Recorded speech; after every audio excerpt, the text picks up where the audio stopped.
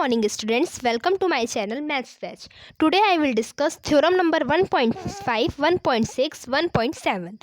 So let's start. देखिए तो theorem number 1.5 में क्या कहा गया है, let x be a rational number whose decimal expansion terminates, then x can be expressed in the form p by q where p and q are co-prime and the prime factorization of q is of the form 2 and 5m where n m are non negative integers. ठीक है, तो देखिए इस theorem में हमें क्या कहा गया है, तो इसमें हमें कहा गया है कि x जो है वो हमारा रैशनल नंबर है। ठीक है ना, और इसका ये रैशनल नंबर है और इसका डेसिमल एक्सपेंशन टर्मिनेटिंग है। टर्मिनेटिंग मतलब आपको पता है, अगर कोई भी, जैसे मान लीजिए मैं यहाँ पे एग्जांपल लेती हूँ 4/2 का। ठीक है ना, ये हमारा रैशनल नंबर हुआ, p बाई क्यू के फॉर्म में है, साथ में q जो है वो 0 के इक्वल भी नहीं है।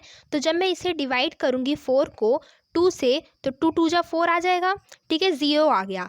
ठीक है, तो ये हमारा क्या हो जाएगा, टर्मिनेटिंग हो जाएगा। टर्मिनेटिंग मतलब ये नहीं है कि रिमाइंडर में हमारा 0 आ जाए। टर्मिनेटिंग मतलब ये है जो कि एक पर्टिकुलर डिजिट के बाद हमारा जो डिवीजन है वो एंड हो जाए, मतलब वो बढ़ता ही ना चला जाए। ठीक है ना, वो एक पर्टिकुलर डिवीजन के बाद एंड हो जाए, ना ही वो रिपीट हो, ना ही वो सीधा बढ़ता चला जाए। ठीक है, तो इसी को हम कहते हैं टर्मिनेट।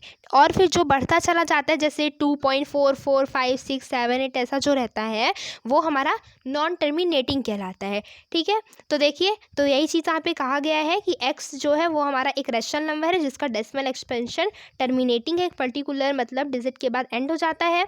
और साथ में x अगर रैशनल नंबर है तो हम उसे p बाई क्यू के फॉर्म में तो लिख ही सकते हैं। तो जब हमने इसे p बाई क्यू के फॉर्म में लिखा तो p और q हमारे को प्राइम है। क्या है, को प्राइम है। मतलब को प्राइम मतलब जिसका कॉमन फैक्टर 1 हो, 1 के अलावा कुछ भी ना हो, तो उसे हम क्या कहते हैं, को प्राइम कहते हैं।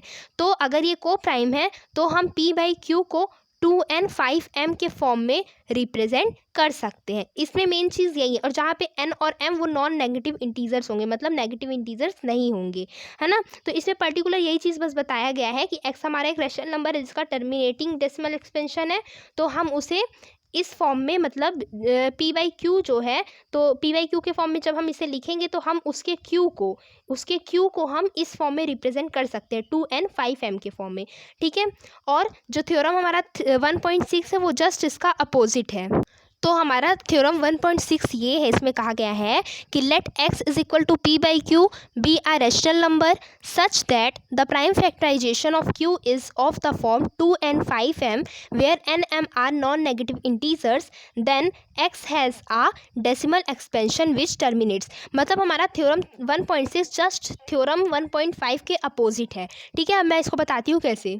तो देखिए इस थ्योरम में कहा गया है कि x हमारा एक मतलब p बाई क्यू के फॉर्म में x है जो कि हमारा रैशनल नंबर हो गया क्योंकि p बाई क्यू के फॉर्म में x। ठीक है, और इसका मतलब इसके q का प्राइम फैक्टराइजेशन करने में वो इस फॉर्म में आता है, तो हमारा जो x रहेगा उसका डेसिमल एक्सपेंशन टर्मिनेटिंग रहेगा।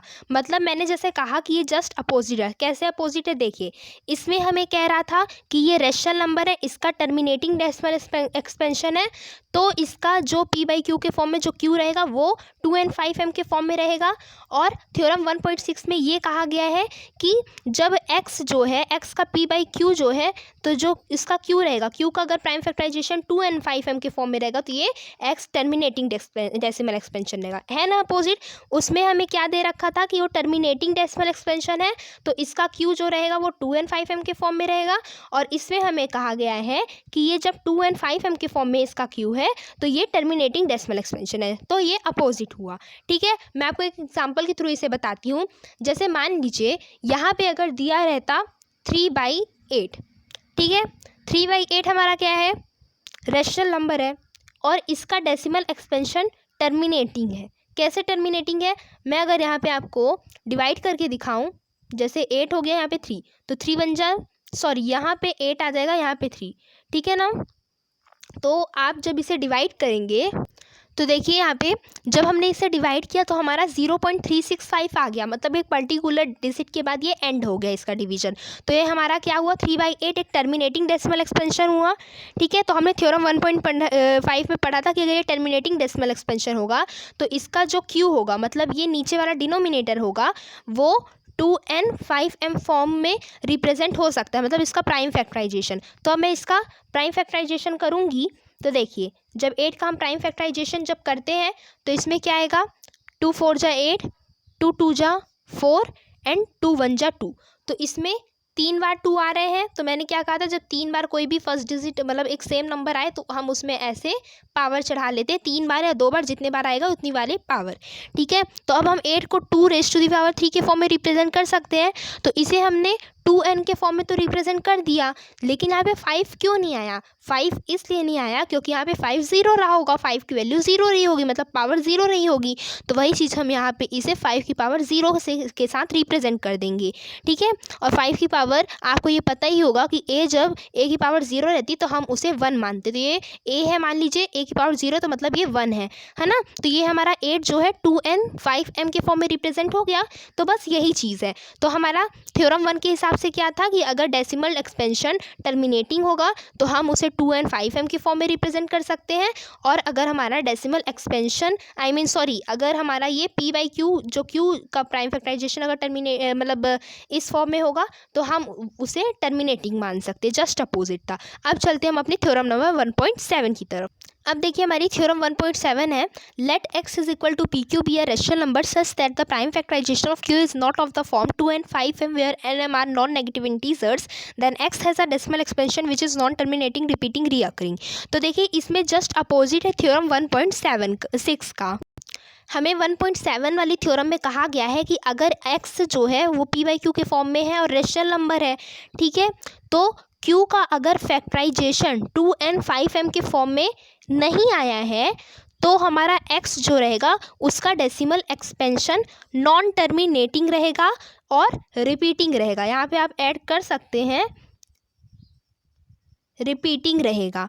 ठीक है ना, रिपीटिंग मतलब वो बढ़ता ही चला जाएगा। जैसे हमने यहाँ पे 8 को डिवाइड किया था ना, मतलब 3 को डिवाइड किया था 8 से, तो यहाँ पे हमारा 0.3675 आ गया था, मतलब ये हमारा टर्मिनेटिंग था। तो ये हमारा टर्मिनेटिंग नहीं आएगा, जस्ट अपोजिट हुआ। देखिए कैसे, थ्योरम 1.6 में हमने कहा था कि अगर इसका q का फैक्टराइजेशन 2n5m के फॉर्म में आएगा तो ये हमारा टर्मिनेटिंग रहेगा।